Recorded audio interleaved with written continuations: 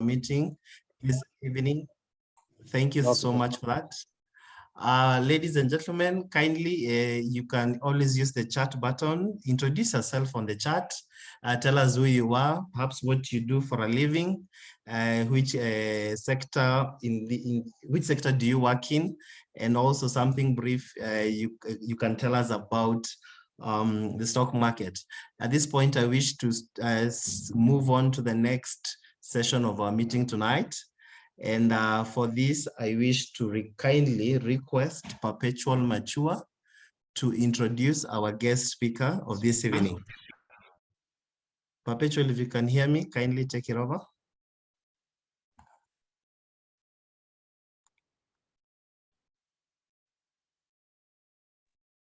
Hi, Steve. Yes, I can hear you. Hi, Perpetual. Kindly proceed. Thank you.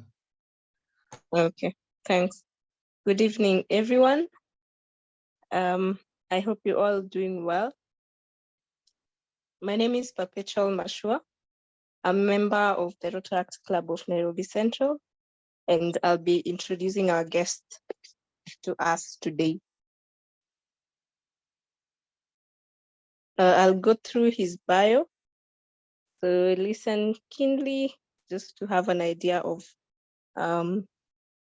who will be addressing us tonight.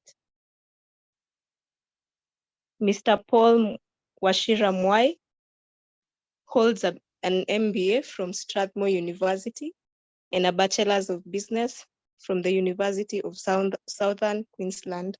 He holds an Investment Management Certificate from UK Society for Investment Professionals and is an associate member of the Chartered Institute of Bankers. He is an authorized representative for the Growth Enterprise Market segment of the NSC. Mr. Mwai is the Chief Executive of AIB-AXYS Africa Limited and is the immediate former chairman of the Kenya Association of Stockbrokers and Investment Banks, KASIB. He is a board member and vice chairman of the Nairobi Securities Exchange. He has over 30 years experience in the financial services industry, including fund management and investment banking. He has worked in various departments within the Barclays Group, including Barclays Merchants Finance Limited and Barclays Dealing Center, before joining the Barclays Trust Investment Service Group in 1998 as a fund manager.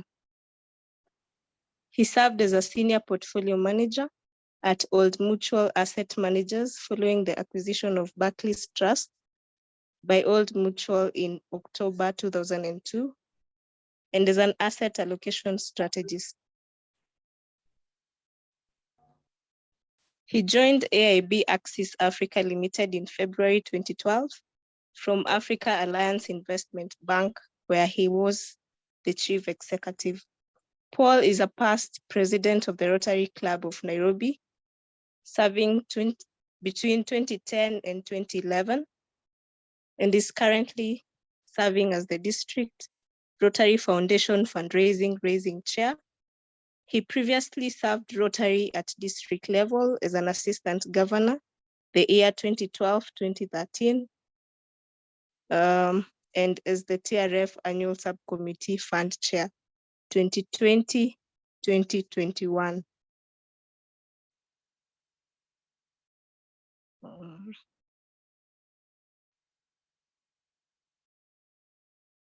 Just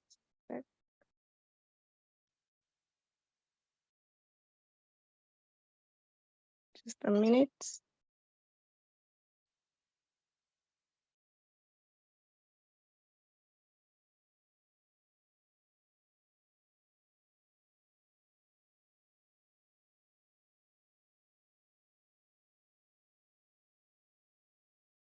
Rotaractors and guests, help me welcome Mr. Paul Mwai to lead us in today's discussion about stock markets.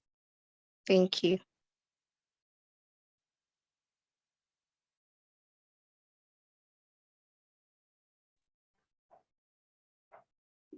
Thank you, Perpetual, and welcome everybody. Welcome Rotaractors and guests. It is indeed an honor and a privilege to have this opportunity to present to you this evening. I am flattered to see a very, very, very good turnout. I would have thought that many of you would have gone to listen to Wajakoya. I'm flattered that perhaps I attract a bigger audience than Wajakoya on this particular day. So thank you very much for the good numbers that I've seen on the chat who have joined the meeting. I'm just going to ask, I have a small presentation, so I'm going to ask the admin if they can perhaps give me some sharing rights. Yes, you do have the share you have the rights to share. Okay, thank you. Awesome.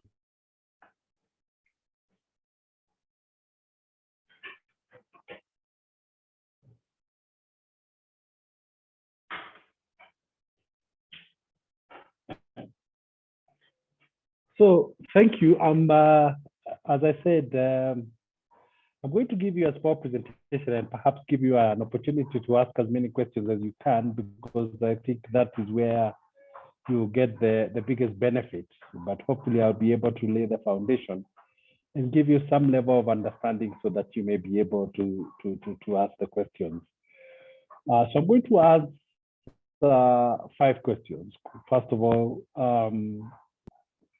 how to invest in the stock market, when to invest in the stock market, why invest in the stock market, what can go wrong when you invest in the stock market. And so I'm going to go through all those questions, and hopefully at the end of the day, you will have a very clear understanding of the opportunities that lie in the stock market. And then hopefully give you an opportunity for all of you to ask questions. So the first question is why? Why shares? First of all, shares are, I could tell from the introductions that you all have a very good idea of what shares are. So, you know, you are buying a piece of an existing entity, like a company. So Safaricom being an example, you can be part of the ownership of that company, even as small as it is. And you know, we talk about private companies and public companies. So these are public companies because they have opened up their membership or ownership to the public. And therefore you are able to buy those shares.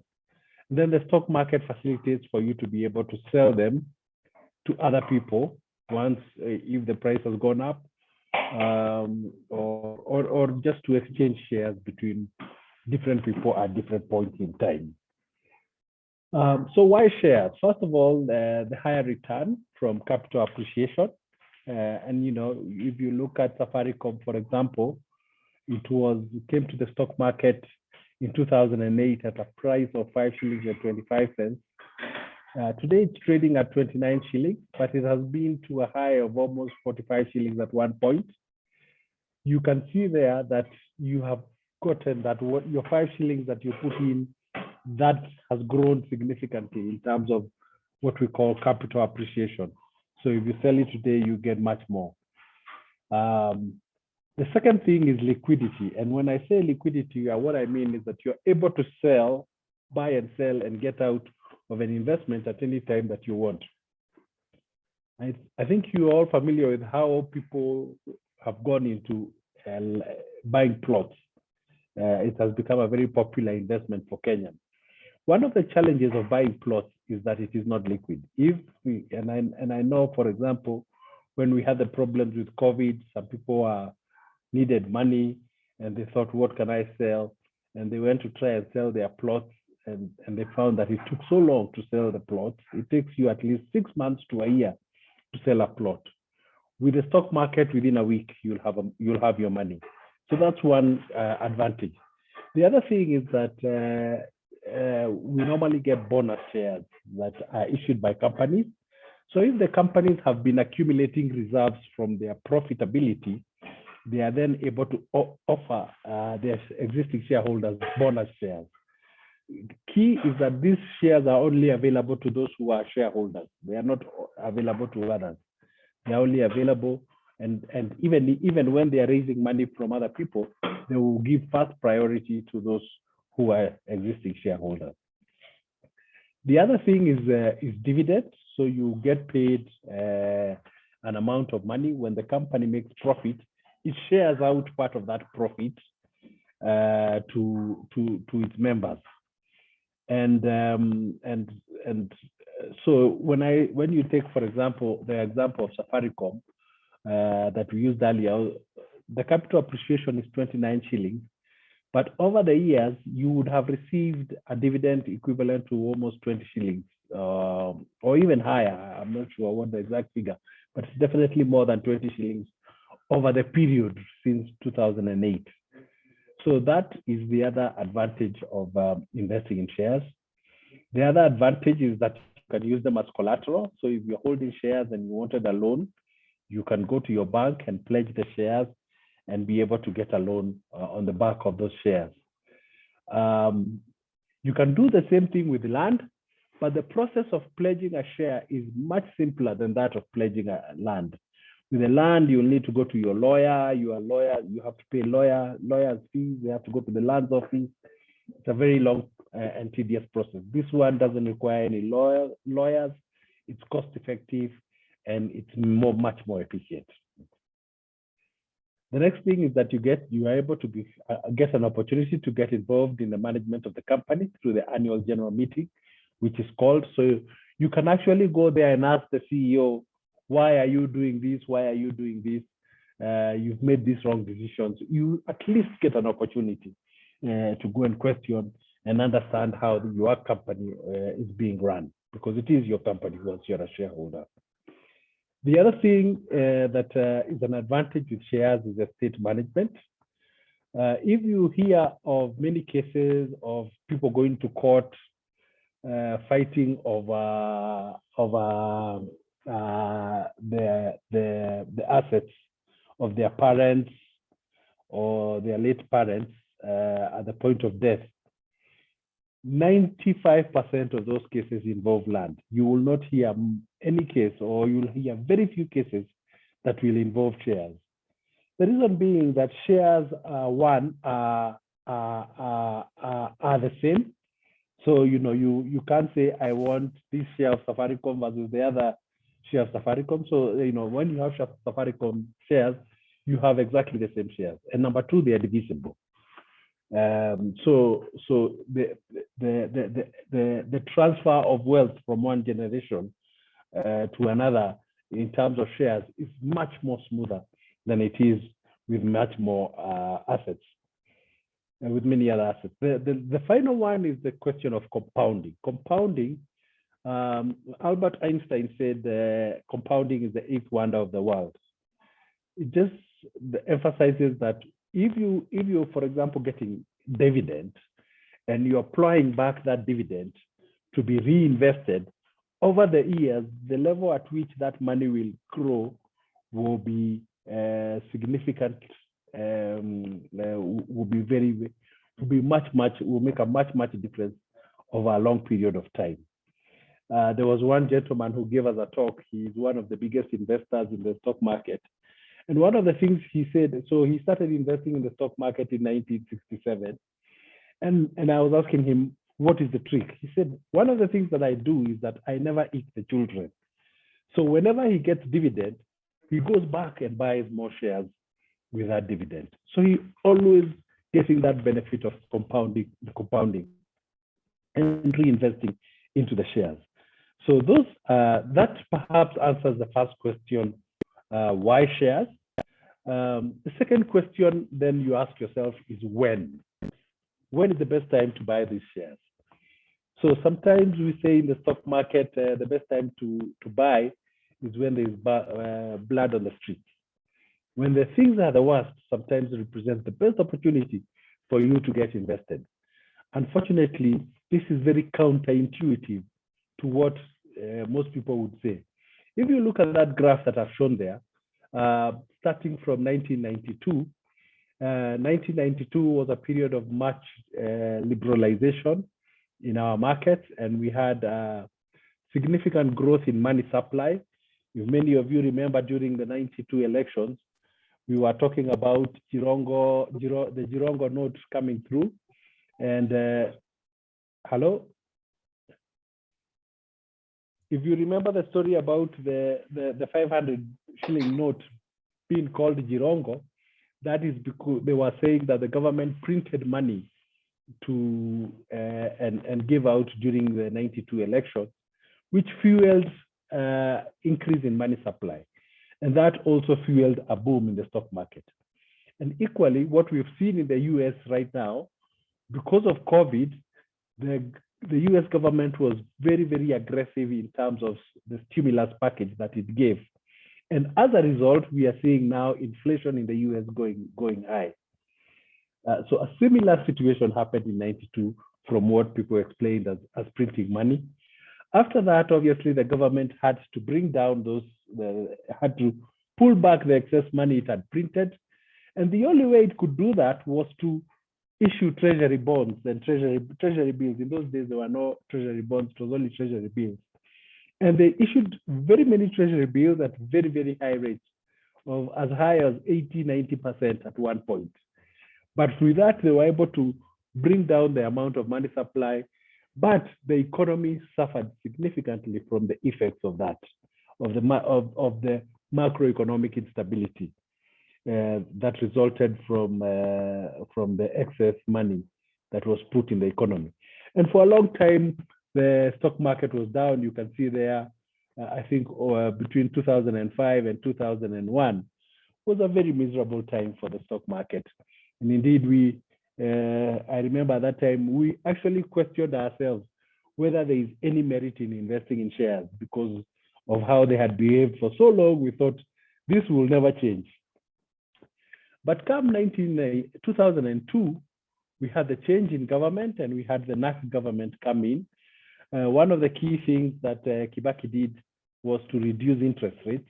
And during that period, those of you who are old enough, the banks were actually pitching out tents outside their buildings to give out loans because they had so much money to give out. And again, that also fueled a further stock market rally. And we had very good rallies in the EF between 2002. Then came 2008, where we had the post-election violence.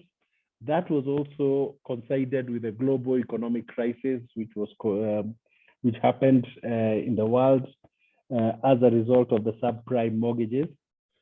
So again, representing another opportunity to buy. Obviously, there was a big sell-off in stocks, but that then represents the best opportunity. And so ideally, when you're looking for opportunities to buy shares, you should look for the bottom. You might not always get the bottom, but close to the bottom, there around the bottom represents the best time. We also had the time when the government capped interest rates, and because of that, banking stocks fell significantly. So we had another decline. We had COVID-19 also. Now, if you look at these, they look to a layman, they look like catastrophes and very bad periods. But for an intelligent investor, that was an opportunity. That is what created the biggest opportunity to buy shares. Equally, what we are going through right now is another similar problem because interest rates are going up in the US as they are trying to control their inflation. So what happens is that the US citizens are now pulling their money back to the US and selling from other countries. So Kenya has been affected because foreigners are selling significant amounts. Also the problems with the war in Ukraine, the problem of the Sri Lanka defaulting on their foreign debt has meant that foreigners are now pulling money back home. And foreigners represent 70% of the market in Kenya. That was also further compounded by the fact that there was a foreign currency shortage. So once they sold their shares and they wanted to get their money out, in a number of cases they were told, you can't get your money out because we don't have enough dollars. That also now compounded the problem because you're sending the wrong message. You're telling them that if they can't get, so they actually tell them, go back and sell whatever is remaining and try as much as you can to get the dollars. I want to get all my money out of this country. Having said that, when you look at the underlying fundamentals of that company, nothing has changed. So if you look at Safaricom, for example, Safaricom is still selling airtime. It is still selling M-Pesa. It is still expanding to Ethiopia. So the fundamentals of these companies are still quite strong. Despite of that, Safaricom price came from 40 to one point, it was at 24 shillings, I think a few weeks ago, just because of that foreign sell-off. So it has since recovered to about 29 shillings because now the local investors have started buying and picking it up at the bottom. So again, the emphasis of when is perhaps look for a time when there's a crisis that represents a fresh opportunity to get into the market, particularly for those who haven't invested. The second thing I'll talk about is what can go wrong. So the first thing is market risk. So market risk is similar to what I've spoken about already on the issues we are going through. The share price fluctuates. So Safaricom was at 45, went down to 23. That will happen. The best way to mitigate that is, first of all, you diversify. So you're not buying Safaricom alone. You've got a number of shares. We recommend between 6, 7, 8, 9 shares at least that give you a level of diversification. Secondly, is have a long-term view. So don't take money that you needed to use in 6 months and decide to go and speculate with it in the stock market. Because if the market risk gets you, then you are likely to come out with a loss. So an important thing is diversify and look long term. The second thing, the other risk that could go wrong is business risk. So business risk, sorry, is there somebody, can you hear me? Yes, we can hear you. Yes, we can. Okay, maybe there's somebody who needs to mute. I was hearing some static. So business risk is where the business just doesn't work. So the example is Kenya Airways, we have Uchumi, we have Mobias. Those shares are in the stock market, but things just didn't work too well for them, and they happen. Sometimes it's because people did some funny things in the company. Sometimes it's just bad luck. I mean, running a company is not easy. And companies collapse whether they are in the stock market or whether they are out. And sometimes people make mistakes, honest mistakes, sometimes whatever. But those happen. Obviously, the CMA tries as much as possible to ensure good governance in these companies and does supervise these companies. But there is no guarantee. It happens everywhere in the world, even in the US. In any country you go to, you'll find those kind of things. The most important thing is the due diligence, ensure that the company is researched. And we as AIB-AXYS do research and produce research reports on the company, so that we are looking for those points of weakness that could result in a business failure. So some of the points of weakness, for example, is if the company has too much debt, then it represents significant risk. And therefore you are able to then to judge which ones to stay away from and which ones to invest in.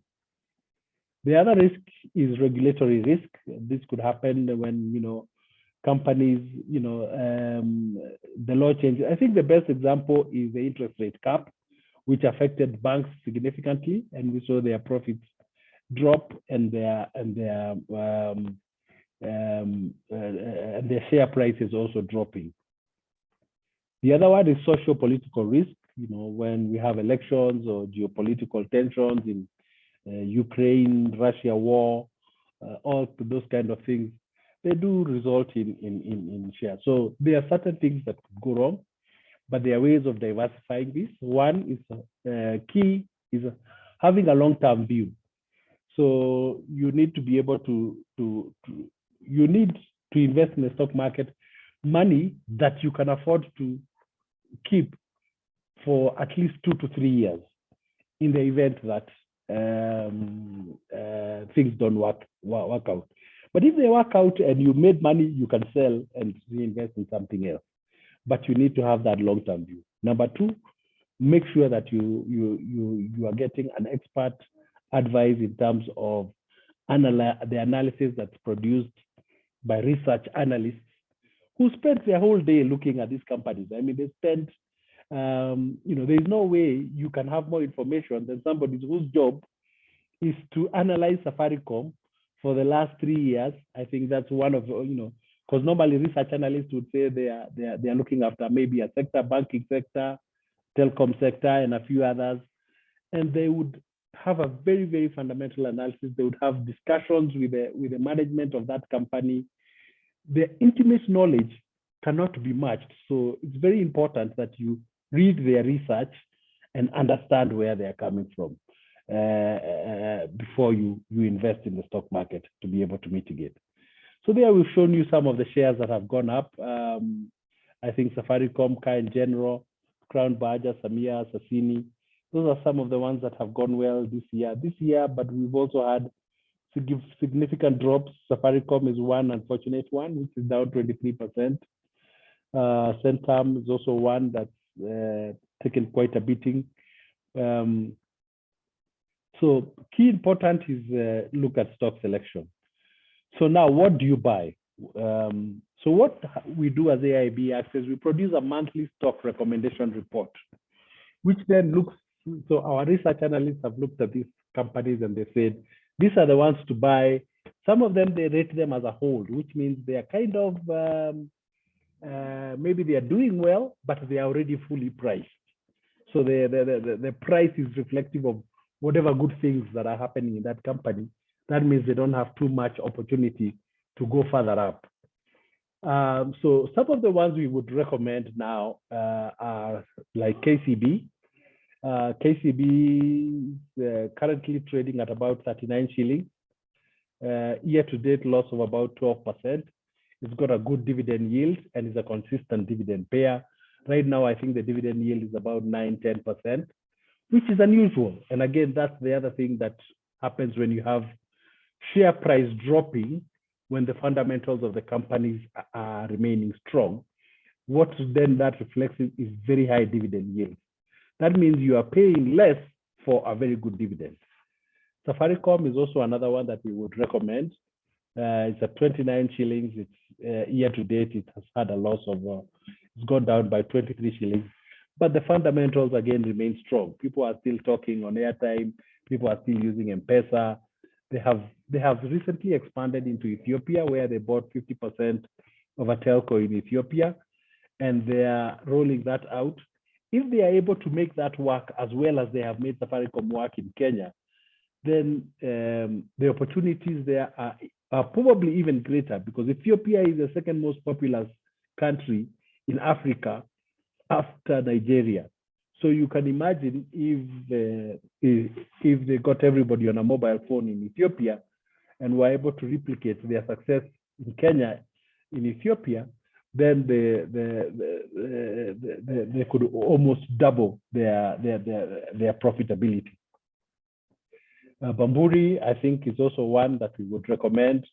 Year-to-date loss of about 11%, despite them actually showing very good profits on their results for half year 2022 and showing very good prospects and paying an interim dividend. Standard Chartered, we recommend a sell, mainly because the price has gone up significantly, and that's why we say, sometimes it gets to a point where you say, this is what we think the share is worth, but the market has priced it more than we think it's worth, and we recommend a sell in that case. Car in general, we recommend a buy. I think we're also looking at renewed profitability. And those are just some examples. There are more. I will hopefully share our stock recommendation report with Nicholas, and then he can share with all of you, and you can look at it and have a look at what we say about the different shares on the stock market. Finally, I'll talk about how to invest. So we have an app called the AIB DigiTrader. It's very convenient. You can download it from the App Store or from Play Store. And from there, you are then able to open an account. So long as you're a Kenyan citizen with an ID, you can open your account remotely, and we'll be able within 24 hours to give you a CDS account. You can load it with M-Pesa and then be able to start buying shares. You can buy as little, so long as the minimum, they say the minimum amount of shares you can buy is 100, but they also have a market where you can buy what they call odd lots. So the odd lots are the ones that are below 100, and sometimes they represent better value because the odd lots are, so if I had shares that I was selling and the number of shares were 1,150, I can only sell 1,100 and the 50 remains as an odd lot. That one will be sold at maybe a lower price, and that then represents sometimes even better opportunities. So there's actually nothing you can't buy. So with any amount of money, you'd be able to open an account and you'd be able to trade in the stock market. We do charge an account maintenance fee of 200 shillings per year for the online platform, and we charge a brokerage fee of 1.3% for each buy and each sell. So just to be aware that if you're too small, then you need to consider the cost implications of that. Now you can also use your bonga points, or you can request your parents or your friends to donate their bonga points, and you can be able to start your investment journey very simply by using the AIB DigiTrader app. I've got a small video here. I'll try and play it. I don't know if I can.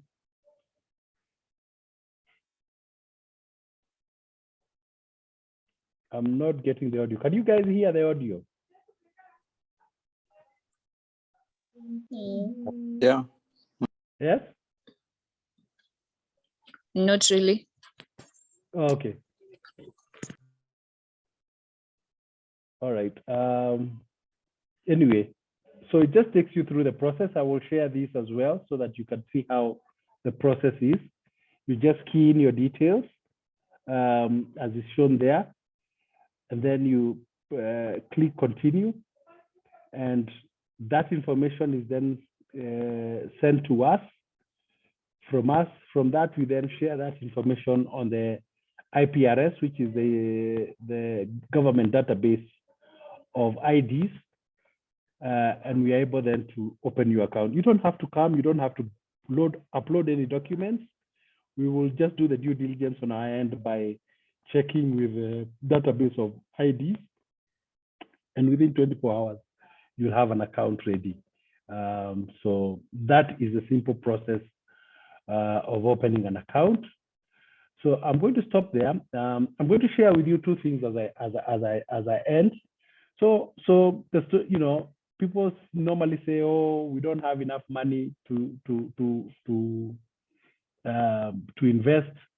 I always say that investing is a function of saving, and saving is a habit. It's not a question of how much money you have. If you develop a good habit, even the little you have, you can save and begin your investment journey. So just think of developing the habit of saving, that any money that comes your way, you're able then to say, at least a certain amount of it I'm going to put away, and I'm going to start my investment journey. So that's one thing that you should always bear in mind. And finally, I want to talk about an upcoming university challenge, which we are doing in conjunction with the Nairobi Securities Exchange, where you'll be able, we will allow people to register and trade virtual shares. You're not really losing money or winning money, but we are simulating the real market. So it's as if you're in the real market, and what's happening on the price on that share is exactly what is happening on your portfolio, but it's a virtual environment, so that you're able then to understand how the stock market works. And there will obviously be prizes for those who do very well, We held another one previously. I think the key participants were Catholic University. Sorry, no, we had a number of universities. We had one with Catholic University initially, and we had one with a number of universities. And we had some students who did particularly well. They made returns of 300% in 3 months. In fact, some of the bloggers or the people who follow stocks on Twitter were saying that the returns were unrealistic, but they were very real. I think the students made a very good decision in terms of the shares that they bought. Perhaps they took a little bit too much risk, and perhaps the market is not always representative, because you're not always sure that if you are in the real market, you'd have been able to get the shares in the proportions you got on the virtual market. A little bit of disconnect, but it was still a very good reflection of how you can trade. So we have another one coming in. I think it is in September, and I will share the details again with Nicolas so that you can all whatever. And I would like to encourage you just to take that, at least try it out, even if you're not a student. I think there's nothing that stops you from registering and trying it out and finding out how to invest. There'll be prizes at the end of it, including internships for those who do well. So I encourage you all to register for that. It will give you a good opportunity to learn about the stock market. So with that, I come to the end of my presentation, and I'm happy then now to hand you back to whoever might be handling the Q&A session. Thank you, Paul. Thank you so much for that. I think most of us are still trying to decode the figures we've seen in your presentation, but that was amazing. I know we do have an array of questions that will be coming in thick and fast from our members. So ladies and gentlemen on the call, kindly, if you do have a question or a comment to our guest speaker tonight, this is your moment, and kindly be as brief as possible to allow him to take as many questions as he can before our time is up. So if you have a question, kindly let me know, or you can unmute and shoot your question. Asante. Hi, Wanjiro, you have a question? Wanjiro Carol? Oh, okay. Wanjiro Carol says thanks for the presentation. Anyone who has a question to our guest speaker tonight? President Steve, we have a number of questions in the chat. Maybe I can read them out. Yes, please. Thank you. So Rose asks, if you already have a Cdsc account, is your system able to pick that up automatically, or will someone be required to open a new account?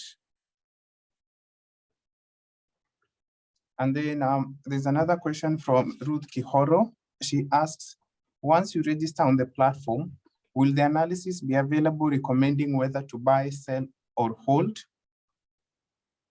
And then on number 3, if you have a CDS account with the central bank, do you need a Cdsc account?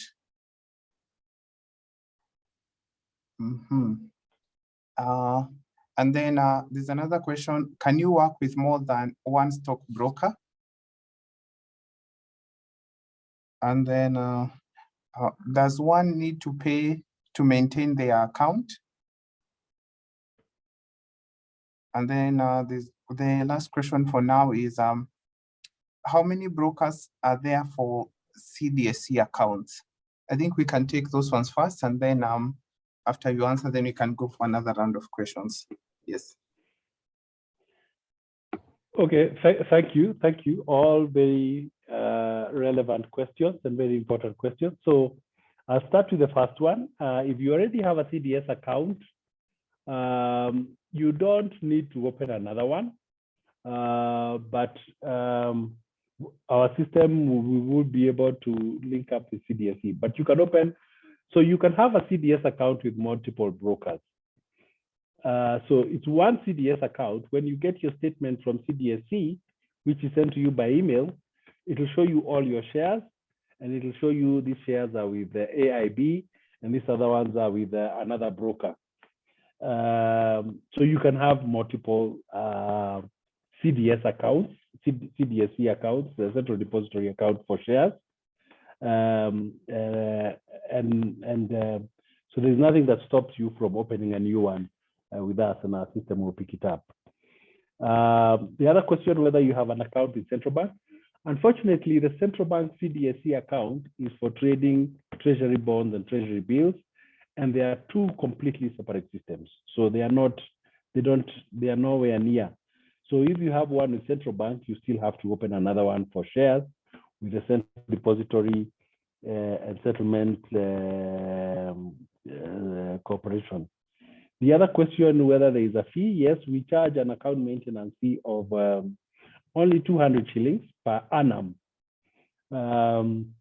This enables us also to do the necessary system enhancements that we are able then to give you better service. Sometimes when you pay a little bit, you take that account a little more seriously. Sometimes what happens is that if there is no fee, people will come and just test the system, come in and out, and they give us a lot of unnecessary work, which doesn't make us money. So the small fee just makes sure that we get the serious people who are serious about investing in shares. And then yes, if you open an account, we will immediately put you on our research database, and you'll be able to get our research reports on a regular basis. So you'll be able to get all that is required. I'm not sure if I've missed any of the questions. I don't know whether, if I have, please assist me. Yeah, I think for now you've been able to answer the first round of questions. Moving on, the first question is from Ms. Namukuru, who asks, does anyone need to pay to maintain their account? And I think that you've already answered. And then there's a question from Paul Mutinda. How many brokers are there for CDSC accounts? And then is it advisable to invest in the foreign markets? And then there's another question from Wethio. What do you look for? What do you look out for when choosing an agent and your role then? I think here she means a stockbroker. And then does your agency, apart from the account maintenance fee, charge a brokerage fee on the transactions you make? And then Ms. Namukuru is back with, what points should we consider when choosing brokers? And then Tino asks, do you do offshore investments such as the New York Security Exchange and the Hong Kong Security Exchange, etc.? And then lastly, we have a question from McKenna, who asks, what is the difference between CDSC and the NSC? That's it for now. All right. So the CDSC is a Central Depository and Settlement Corporation. It does the settlement. So when you're buying a share, you exchange shares for money. So the CDSC handles that part of the transaction, the exchange for money, the exchange of shares for money. The NSC, on the other part, provides the trading platform. So the NSC is effectively just a trading platform. It provides the IT technology that enables you to trade the shares. The settlement is then done by the CDSC on the back end, which is then the transfer from one share to the other. And the two systems need to talk to each other for a transaction to be completed. But the distinction there is the NSC provides the platform, the CDSC provides the settlement. Yes, I did mention that we have an account maintenance fee of 200 and a brokerage fee of 1.3%. It's normally 1.5, but we have given a discount to encourage people to use the online platform. So there is a brokerage fee of 1.3%. when you buy shares and when you sell shares. So it's a two-way. So it's 1.3 when you buy and 1.3 when you sell. So altogether, we are about 20 licensed stockbrokers in the market. Not all of them have online platforms, but quite a number of us have them. And you'll be able to go to the NSE website. You can see all the stockbrokers that are available and see which one you can be able to use. So what are the points to consider when choosing a stockbroker?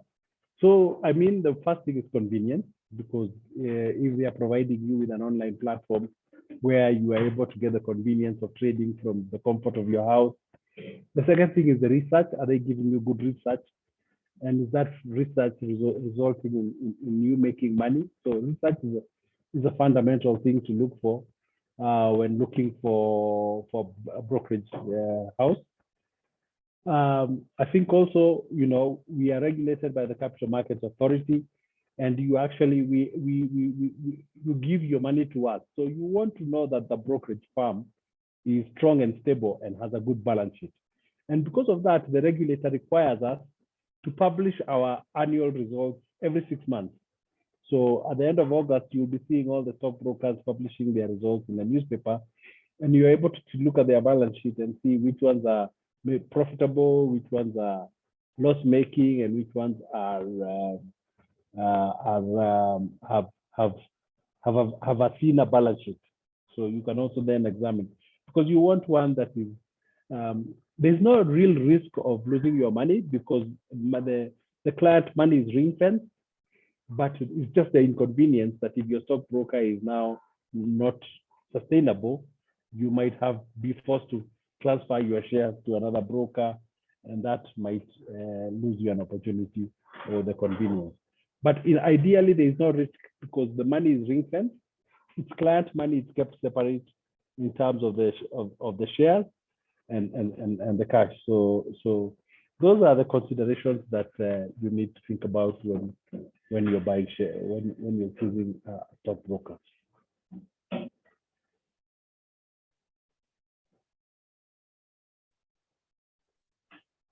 Yeah, I believe you've been able to answer the second round of questions. Unless there's a question that has not been mentioned, feel free to ask once again. Oh yeah, there's a question. Thank you, Tino. There's a question on offshore.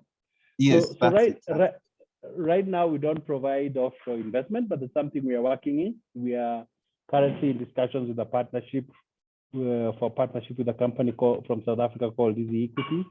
And I think in the next few months, we'll be able to provide you the opportunity to buy shares just about anywhere in the world. Yeah. So we wanted to make sure we get the right partner who provides the right thing. And we have been in discussion, and I think we've finally identified one. So soon we'll be able to provide you that opportunity to buy shares offshore. Is it recommended? I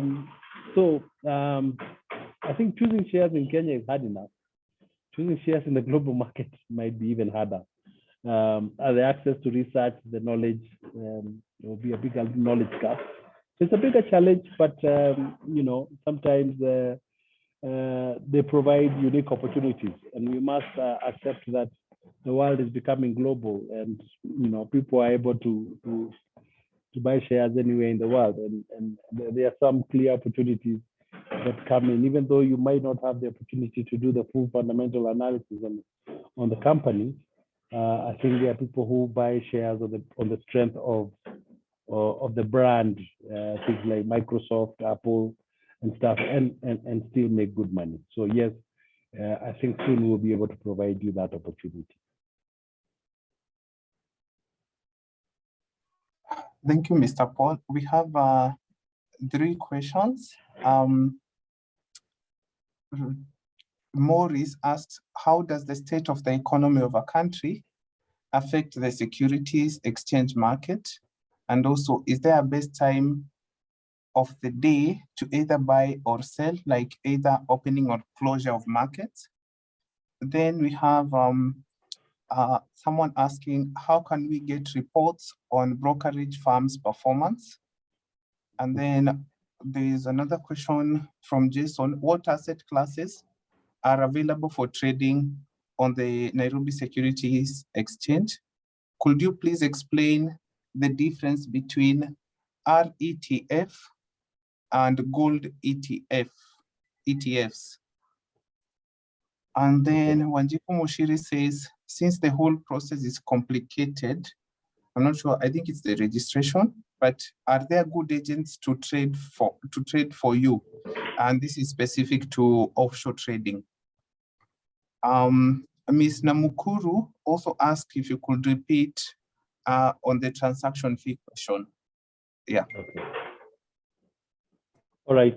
So on the transaction fee is 1.3%. There's also some levies that go to Cdsc, LSC, and CMA, and there's also some that goes to the Investor Protection Fund. But our own brokerage fee is 1.3%. So there's a small amount. I think it will come altogether to about 1.4% when you add the other the other levies which are charged. Yeah, so that's on the fee. And then there's the account maintenance fee of 200 shillings per year, which is all that you're going to get charged. You know, you're able to trade your shares quite freely. So what other asset classes are there? So on the Nairobi Securities Exchange, you can trade shares and bonds. There's also a bonds market, but the bond market tends to be trading more bigger volumes and bigger value investments. That requires you opening a central depository account with central bank to be able to participate in the bond market. So that's also whatever. But we also have different kinds of shares. So somebody talked about RI, real estate investment trusts. So these are companies that invest in property or in real estate, and then they are listed on the stock market. So the underlying asset is the real estate. And they have certain differences because they are, for example, the one we have is the Fahari REIT, which has a number of properties in Kenya, including Greenspan Mall in Eastlands as one of their properties.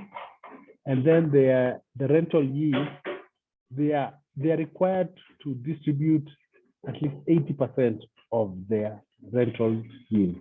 So whatever they get as rent, they automatically pass it through to the investor at the end of the year, and by law. So it's more of an income play. So we have the Fahari REIT. We have others that are development REITs. We have those of you who are staying in Kwetu, the company called Acorn has a REIT that is listed on the unquoted securities platform of the Nairobi Securities Exchange. I'm not going to go into that. It's a whole different topic. But Kwetu has investors who have indirectly invested in that. And those are what we call real estate investment trusts. Then we have ETF. These are exchange traded funds. So I don't know if you've heard of unit trust.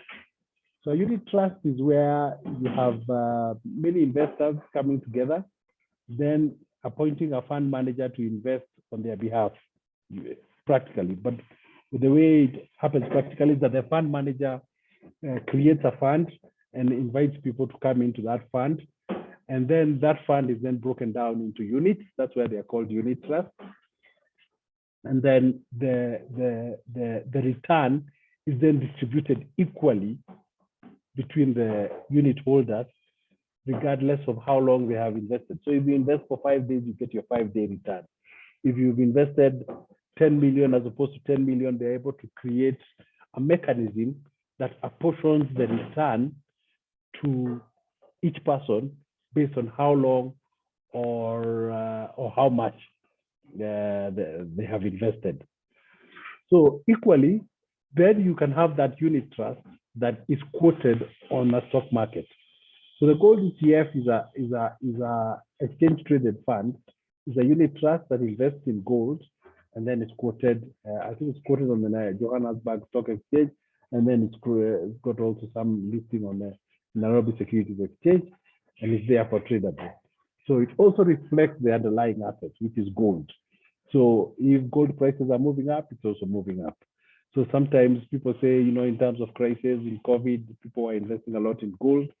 Then instead of now going to look for where you're going to get the gold, you can simply buy the gold ETF and be able to get exposure into that. Yeah, so those are perhaps the categories of investment in the stock market. I hope I haven't missed any other question. So far, you've not missed. If I have, please remind me. I'm happy to answer it. Hello. Hello. Yes, go on. Oh, okay. I was asking where can we get the reports on the other brokers, on the performance of the other brokers? And also, you said something about research, the research and analysts, they write reports. Yeah. Hello. So, hello. So the best place to go, you can either go to the NSC website, which then gives you a link, I believe, to the different brokers. It gives you a list to each of the different brokers.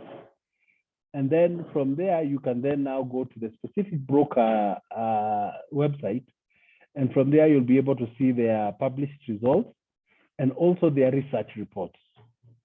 So that's perhaps the best way. You can also use, I think, also the CMA website or the Kenya Association of Stockbrokers and Investment Bank website will give you the full list of who is a licensed participant in the stock market.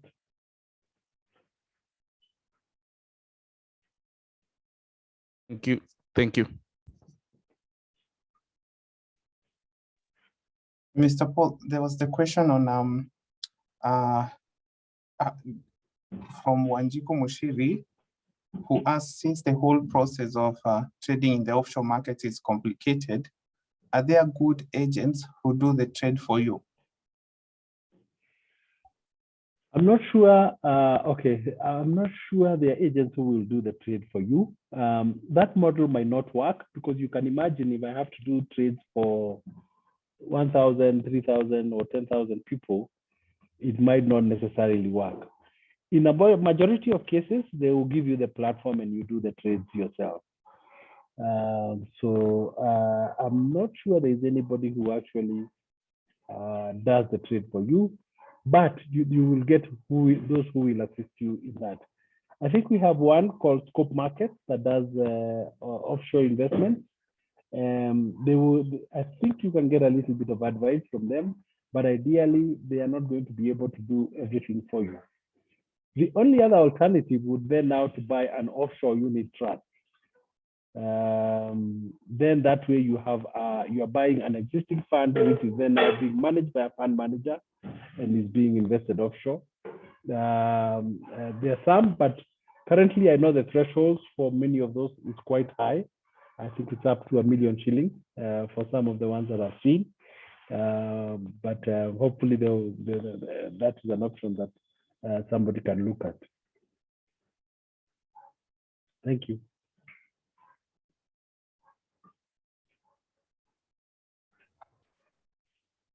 There's one more question from Jason. Once you get a stockbroker, what is your role as the investor? Do you blindly trust the analyst reports? It's a good question. I think no. I think you would. It's always advisable. So I'll tell you about this gentleman who is my client, who is. I think he has a portfolio. He has been investing for many years. He has a portfolio of a few billions of shillings, and he started investing in the stock market in 1967. And what he says is that you also have to have your eyes on the ground. So he was saying when he saw Uchumi, when he went to Uchumi, and he saw the shelves were empty, and he spoke to some of the staff, and he asked them, "Hey, what's going on here?" And they told him, "Hey, hapa ni wizi tu." You know, immediately he ran back and sold his shares. He knew there's trouble here. This is good. This is good.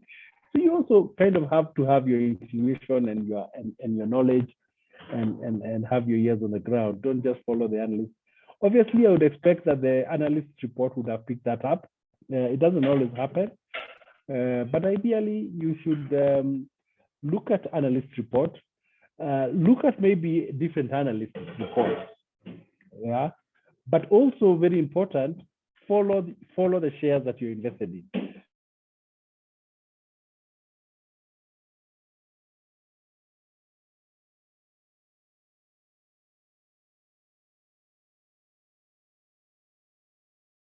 It involves you being actively engaging and following whatever to be able to make the right decision. Then if you read the report, you can then call the analyst and ask him, what do you think about this, and see where their thinking is coming from. So don't blindly follow the analyst report. Read them, compare with other analysts, look for consensus among the analysts. That probably tells you that things are better, but also diversify, because yes, even the analysts get it wrong sometimes. So diversification is key.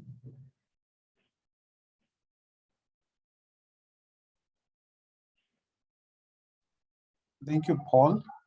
I think this will be the last round of questions. So Valentine asks, when do markets open and close? That is times or Sorry, hours. I think you're breaking up, whoever is talking. I think it's my end that's unstable, sorry. Okay, and now? Yeah, you can try now. Valentine asks, when do the markets open and close? That is the times or hours of the day. And then sorry, I'm losing you again. Do you mind putting your question on the chat? Yes, I can post them on the chat again. Yeah.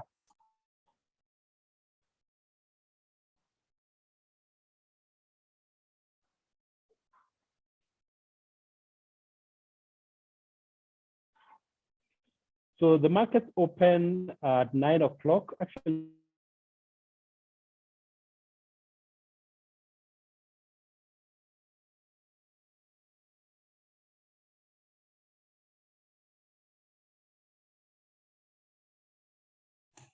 Sorry, Paul, we are losing you.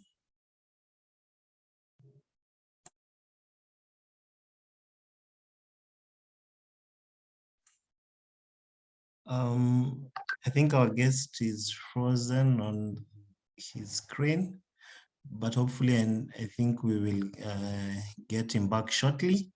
But ladies and gentlemen, kindly, we do have, I think this should be the last round of questions on the chat as we wait for our guest to come back on the session. Yes, there he is. Hi, Paul. Are you able to hear us now?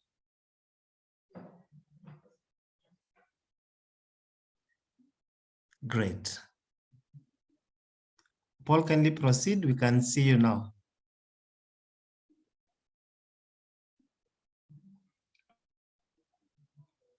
You're still you're on mute.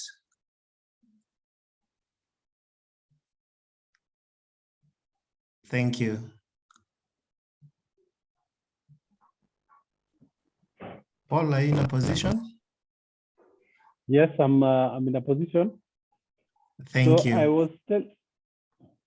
Yeah, so I'll just look at the final questions there. I think the markets open at 9 o'clock pre-open.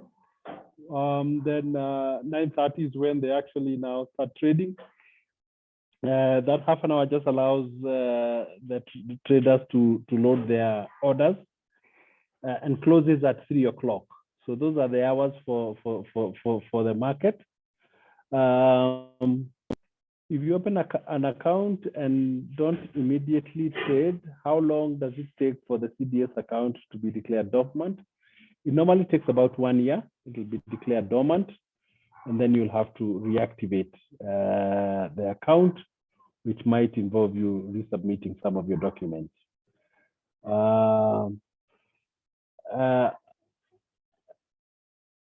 MMF or shares and stocks trading, which would you recommend? I'm assuming you're talking about a money market fund. So I think these things have different purposes. A money market fund is normally useful for your emergency money because it gives you a good return, but is easily accessible, but is also low risk. So if, for example, you have money for emergency or that you need to use in the next 3 months, or you're saving for your holiday, or saving for an event that's in a 1 year's time or 2 years' time, you can use the money market fund. If you're looking at longer term investments, then you go to the stock market. Does the market, okay, I think I've answered that. When does the market open and close? I think we've seen that. I'm just trying to go through the questions. We've gone through almost all of them. So the latest ones are at the bottom. The latest ones are at the bottom. Okay. Yes, the last one is from Makena Mwaneki. Okay, Makena Mwaneki, when you have 2 different brokers, do you have to keep reactivating both? Not necessarily. So long as your CDS account is active, you should be okay. But ideally, there should be no reason why you should maintain both.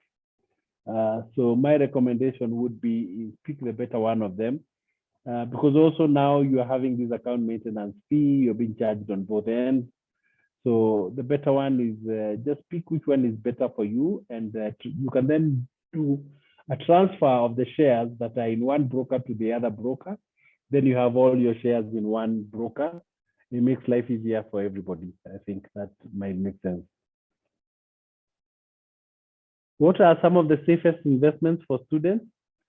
So a money market fund is probably one of the safest investments because they invest in short-term instruments, less than 1 year, bank deposits, treasury bills, and treasury bonds. So they represent one of the safest, but also understand that there is always a risk return trade-off. You can stay safe, but you will not be able to make the kind of return that perhaps those who take risks will be able to make. If you had stayed in the money market fund from when Safaricom was listed, comparing it with what Safaricom has delivered to its investors over the last 14, 15 years since it has been listed, then you would see that Safaricom is doing much, much better than investing in the money market fund. So depending on your time horizon, that's what, but the safest one is probably the money market fund, a bank deposit in a strong bank, which also will pay you very low interest. And if you can get into you can open the central depository account with central bank and buy bonds, that's also quite safe.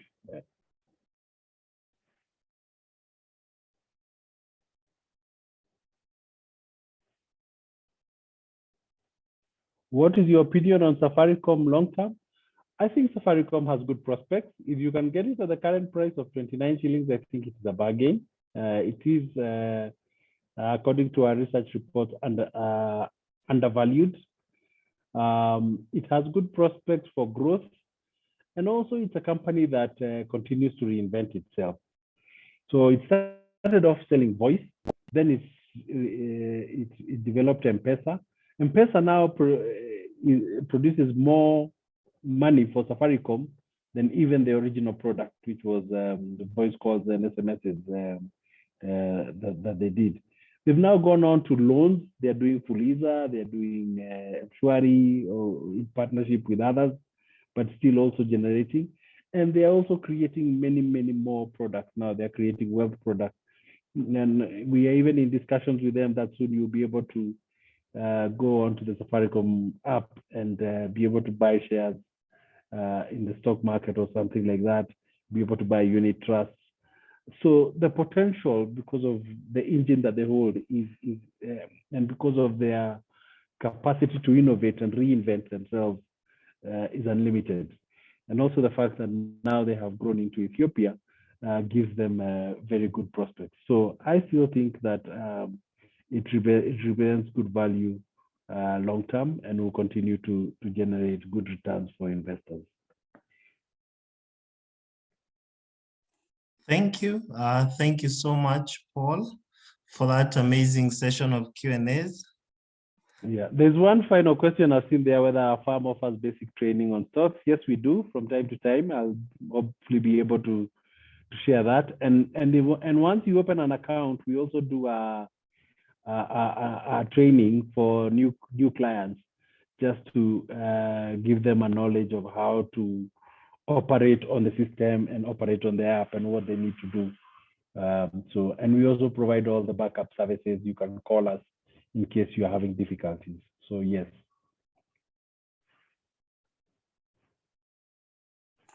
I can see the questions will never end. So I'll just hand over back to you. Please. I can imagine. I think our members have a lot of questions, but perhaps as we proceed to the final part of this meeting, you could be answering to the questions on the chat, because I think they're still coming in through thick and fast. So thank you, members. Kindly, if you still have a very pressing question, you can post it on the chat, and our guest tonight will be able to see it and respond to it on the chat. Thank you so much, Paul.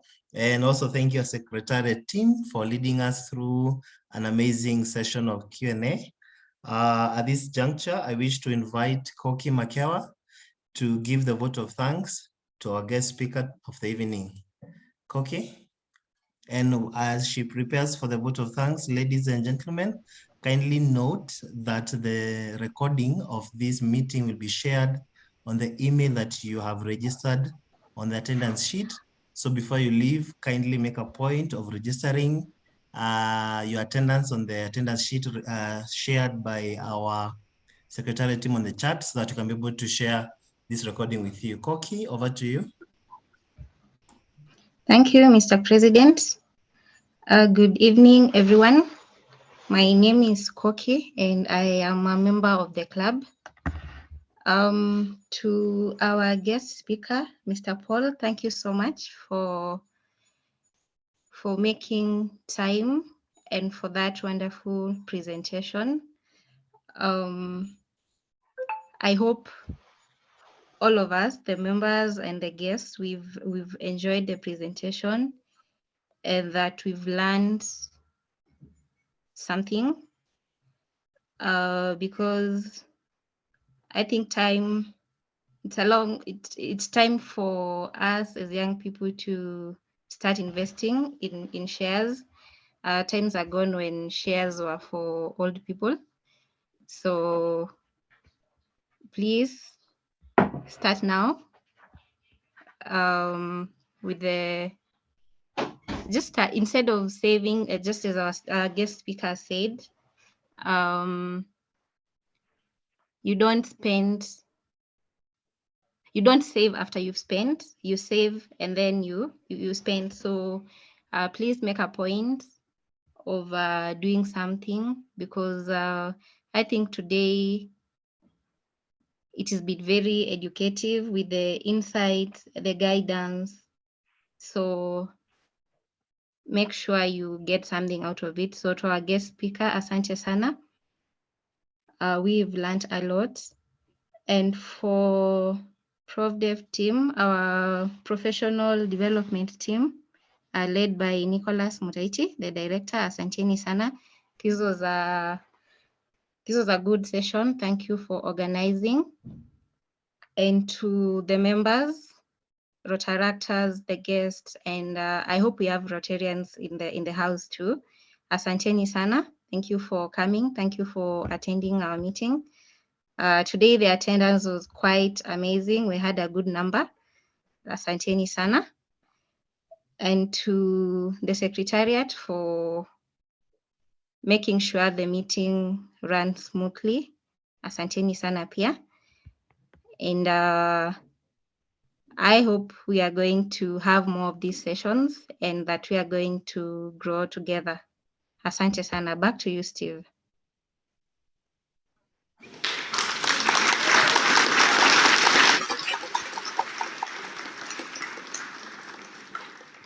Asante sana. Thank you, Koki.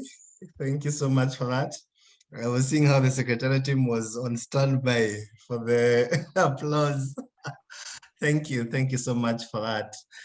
Ladies and gentlemen, it's 22 minutes past the hour. I wish to indulge you to bear with us as we wrap up this meeting on a final session on the happy dollars before we head to the announcements. So the happy dollars, this is a session whereby anyone can share with us why he or she is happy, and all monies are collected go to the support of our community service projects, which are currently on high gear from our community service docket. Our M-Pesa line is on the number, and we take any amount in terms of $1, a $half. I'm told there's a $quarter. So ladies and gentlemen, I wish to invite you to share your happy dollars. I can see several hands that are already up. I could start with the first one, Koki, followed by Nicholas Mutaiti. Over to you, Koki. Thank you, Steve. Today I'm happy. The session was quite insightful, and I have $1 for our guest speaker, another $1 for Prof Def. I hope we are going to have more sessions with that we're going to learn. I also have $1 for you, Mr. President. This is our first meeting of the year, and looking forward to a good year ahead. And another $1 for just being happy. Asante. Thank you, Koki, for that. Nicholas, followed by Lois. Yes, Mr. President, thank you so much. I am indeed happy. I have two happy dollars. One is to the team that organized for this meeting. When we sat down and agreed on this topic, it looks small, but it's so huge and it's so interesting, and it's an enlightening for people who are within our age bracket. And my second happy dollar is for our guest, Mr. Paul. Thank you so much for coming through for this. We really appreciate. You have got so much knowledge. I would have wished to continue listening to you the better part of the evening, and probably maybe we should have a repeat of the session, maybe in a bigger way. So thank you so much, Mr. Paul. Much appreciated. Back to you, Steve. Thank you, Nicholas, for that. And yes, perhaps we can organize a session whereby Mr. Paul takes us to NSC physically, and we learn these things on site. Asante, and I know our Prof Dev team will take up on that. I can see Lois. Lois, your hand was up. I'm here, Steve. Hi, Lois. Hi. Now I have two happy dollars. My first happy dollar goes to our speaker today. That was quite informative and insightful. Thank you so much for creating your time to be with us today. My second happy dollar goes is just for being happy for the installation that we had this past Saturday. It was so much fun. If you were not in attendance, you should see the photos. So thank you to the organizers, that is Club Service, and for everyone who attended. Thank you. Asante. Thank you, Madam VP. And yes, I can see people here chatting me, telling me that industry visit is long overdue. I think it will be the first time for most of us to walk into the NSC. So Prof Dev team, kindly note on that. I do have a happy dollar. No, our immediate past president has 4 happy dollars. One for the installation last Saturday, one for our guest tonight, That is Mr. Paul Mwai, one for the guests that are currently logging in on this meeting, and one to me and my own. Nice. Oh my God, now this is me blushing. And to me, and also to the 45th board. This year is off to a great start. Thank you so much, Madam Immediate Past President Ruth Kihoro. We acknowledge your presence and we appreciate you for the role you have served in our club. Ladies and gentlemen, anyone else who has a happy dollar before we move on to the announcements tonight?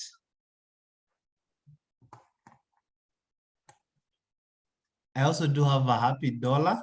I could say 2 happy dollars, one to our guest tonight.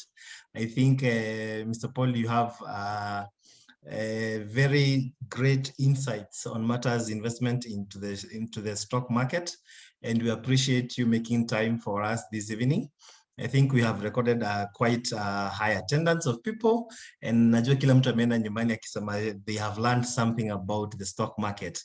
So for that, we appreciate you, and we look forward to engaging with you further, and perhaps on that industry visit at the NSC. And another happy dollar to our guests tonight. We've had many guests tuning into our meeting tonight, both within the Rotary circles and also prospective guests. So karibuni sana hapa kwetu RCNC, and we look forward to engage with you further. I do hope that you have fill in the attendance sheets so that we can be able to reach out to you. Asante, and yes, Nani, I hope hakuna mtu nimeacha. Thank you. We can move to the... Yes, hello, please. hello. Hi. Umbulika Brian from Rotaract Club of Hurlingham. Happy dollar for a good presentation. Thank you for sharing these and making it online. At least many other people were able to join apart from just members from Rotaract RCNC. And thank you I would like to thank Perpetual for sharing it on her online platform. At least go to a lot of us. Asante, thank you so much. Do we have anyone else before we move on to the... Yes, please. I've also given 10 happy dollars for a wonderful audience. Thank you, guys. Wow, thank you so much, Paul Mwai, for that. Asante, asante sana. Anyone else?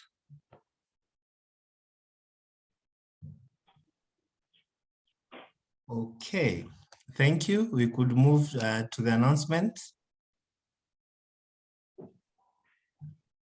So for our announcement session tonight, thank you. We do have one announcement tonight. Our next meeting will be held on the 9th of August 2022 from 6:30 p.m. to 8 p.m. So in the morning, we go and vote, and then in the evening, we will convene on RCNC Tuesday as we learn something interesting that our Prof Dev team is currently planning for us. Thank you so much, guys, for that. At this point, at exactly 30 minutes past the hour, I do wish to give a toast for our attendance tonight. But before we do so, kindly take note of the items displaying on your screen. We do invite you to engage with us through our social media handles that are currently displaying on your screen on Facebook, Twitter, Instagram, YouTube channel, and also our website, the www.rotaractnairobicentral.co.ke. And when you see our content there, please follow us, like our content, reshare, and let's engage as we contribute to help us increase our impact by 3 ways. 1, you can become a guest. 2, you can join a committee. Last but not least, you are always welcome to attend our meetings and all our events. Asanteni sana. And at this point, I wish to propose a toast in recognition of the following clubs. We do have in recognition of the Rotaract Club of Africa Nazarene, the Muranga University, Hurlingham, Rotaract Club of Young Professionals in Tanzania, Rotaract Club of USIU, and the great Rotary Club of Nairobi Central. I give you Rotary and Rotaract the world over. Rotary, Rotaract the world over. Yes, we do also have the Rotary Club of Kijana Information. And tonight, our total attendance was at 90, which is a 47% being comprising of guests. 52% were Rotaractors, 2% were Rotarians, and 1% was alumni. So that totals to 90 people attending our meeting tonight. Thank you so much for making time for our meeting tonight. See you on the 9th of August. 자, 이렇게 뒷감을 따라갔으니까 이제 어떻게 해야 될까? 김진영 그 약자가 일주일 백화점 88%